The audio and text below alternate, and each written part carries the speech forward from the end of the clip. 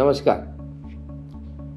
जितके पण वॉटरप्रूफिंगचे जे आपले ॲप्लिकेटर झायडेक्सच्या बरोबर जुडलेले आहेत, जितके आमचे सगळे जे विक्रेता बंधू, आमचे जे डीलर्स आहेत आणि आपला जो झायडेक्सचा स्टाफ आहे, यांना माझा नमस्कार. मी डॉक्टर अजय रांका, झायडेक्सचा चेअरमन आणि मॅनेजिंग डायरेक्टर आहे. आज तुमच्याबरोबर थोडीशी मान्सून वॉटरप्रूफिंगच्या बद्दल थोडं बोलायचं आहे. तर प्रश्न येतो की हे मान्सून वॉटरप्रूफिंग म्हणजे आपलं जे पावसाळ्याचा जो सीझन आहे, खरंच वॉटरप्रूफिंग करू शकतो का? कारण विश्वास नाही बसत. तर माझं जितका अनुभव आहे आणि माझं जितकं टेक्निकल नॉलेज आहे, त्याच्यावर आधारित मी तुम्हाला सांगू शकतो की आपण पावसाळ्याच्या सीझनमध्ये, मान्सूनच्या सीझनमध्ये 100% इफेक्टिव्ह वॉटरप्रूफिंग करू शकतो आणि कस्टमरला सॅटिस्फाय करू शकतो. तर आता हे कसं करायचं? तर नॉर्मली काय करायचं की झायकोसिल मॅक्स जे आहे, हे आपलं एक पेनिट्रेटिव्ह सायलेन आहे.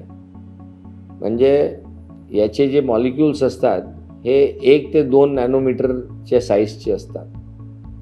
तर पाण्यामध्ये विरघळून हे आपल्या सिमेंटच्या सतमध्ये, म्हणजे ज्याला आपण सिमेंटची लेअर म्हणतो, याच्यामध्ये कमीत कमी 2 ते 4 मिलीमीटरपर्यंत आतमध्ये उतरतं. तर करायचं कसं की डिपेंडिंग ऑन, आता समजा आपलं छत आहे आणि ते पाण्यामध्ये पूर्ण पाणी मुरलेलं आहे, त्याच्यामध्ये सॅच्युरेटेड आहे किंवा अर्ध सुकलेलं आहे, तर ते बघून अंदाजा घेऊन 1 लिटर झायकोसिल मॅक्समध्ये 10 लिटर 15 लिटरपर्यंत पाणी टाका. त्याला मिक्स करून घ्या, डिझॉल्व करून घ्या आणि रोलर ब्रशने आपल्या छतावरती त्याला आपल्याला बरोबर ॲप्लाय करायचं आहे. एक नेहमी ध्यान ठेवा की 1 लिटर झायकोसिल मॅक्स म्हणजे 30 ते 40 स्क्वेअर मीटर एवढं कव्हरेज आपल्याला मिळायलाच पाहिजे. जास्त पण नको आणि कमी पण नको, म्हणजे ऑप्टिमम तुम्हाला व्हॅल्यू फॉर मनी भेटेल. थोडंसं मी 30 याला म्हणतो आहे की कधी कधी आपण इफेक्टिव्हनेस आणि अंदाजही आपला चुकतो इकडे तिकडे. तर म्हणून डिपेंडिंग ऑन किती क्रिटिकल आहे त्या हिशोबाने तुम्ही आपलं हे अंदाज म्हणजे ॲडजस्टमेंट करा. जितका सरफेस आहे याला पूर्ण आपल्याला कोटिंग करायचं. याची जी पॅरापेट वॉल असते आपल्या छताची, त्याला पण कोटिंग करायची. बाहेरच्या पॅरापेट वॉललाही कोटिंग करायची आणि त्याच्यावरून खालपर्यंत जायचं की मदर स्लॅबच्या 1 फुटाच्या खालपर्यंत आपण वॉटरप्रूफिंग करायचं. कारण कुठेही क्रॅक असली आपल्या छतामध्ये किंवा पॅरापेट वॉलमध्ये किंवा आपल्या भिंतीमध्ये, तर ती आपण कव्हर करून घ्यायची आहे.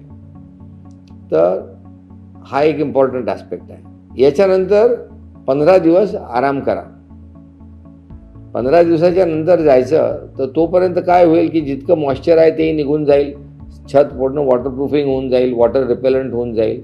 यावेळी मग एखाद दिवस जेव्हा उघडतं, आपल्याला जनरली अंदाजा असतो आजकाल की केव्हा पाणी येणार आहे आणि केव्हा उघडणार आहे. तर त्या हिशोबाने तुम्ही इलॅस्टोसिलचं कोटिंग करू शकता 15 दिवसाच्या नंतर. तर त्याच्यामध्ये इलॅस्टोसिल 1 लिटरच्या मागे तुम्ही 300 ग्राम सिमेंट, ग्रे सिमेंट मिक्स करायचं.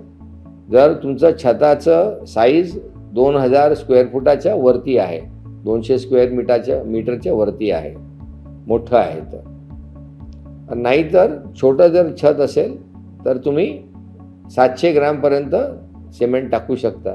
कारण मग तिथे एवढी इलॅस्टिसिटीची गरज तुम्हाला लागत नाही. आणि एकदा याचं कोटिंग 2 कोट लावले, मग त्याला सुकू द्या आणि तुम्ही त्याला एक सोडू शकता. म्हणजे माझ्या हिशोबाने 1 दिवस जर त्याला मिळालं तर ते पटकन सुकून जाईल आणि नंतर तुम्हाला कधी प्रॉब्लेम येणार नाही.